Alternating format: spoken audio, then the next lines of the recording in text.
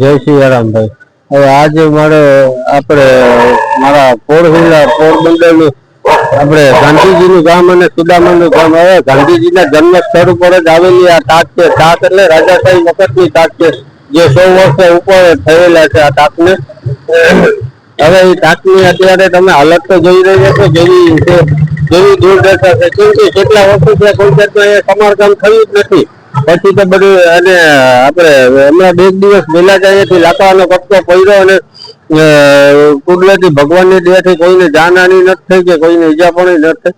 પણ આજ અહીંયા દેશ વિદેશથી ઘણા લોકો પ્રવાસીઓ આવે છે. હવે આ લોકો આવ્યા હોય ને ત્યારે એવી તેવી કઈ ઘટના બની હોય તો આપણા માટે, આપણે પોરબંદર વાસીઓ માટે તો મોટી શરમજનક વાત કહેવાય.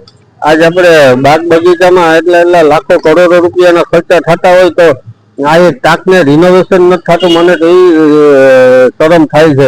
હવે મેં તો એમ પણ સાંભળ્યું છે કે આ ટાંકને પાડી નાખવાની છે. પાડી નાખવા કરતા આપણે રિનોવેશન કરી નાખે, કઈ સમારકામ કરી નાખે તો સારું. તો આપણે પોરબંદરની શોભા કેટલી વધી જાય એ તો વિચારો.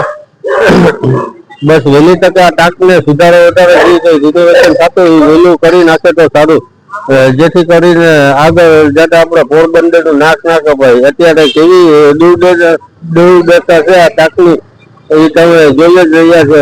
આજે આપણે માફિયા ગેંગ તો ક્યારની ખતમ થઈ ગઈ છે. છબી પોરબંદરની છબી કેના લીધે ખરાબ થઈ રહી છે એ તો હવે બધાને ખ્યાલ આવી જ ગયો છે. જય સિયારામ.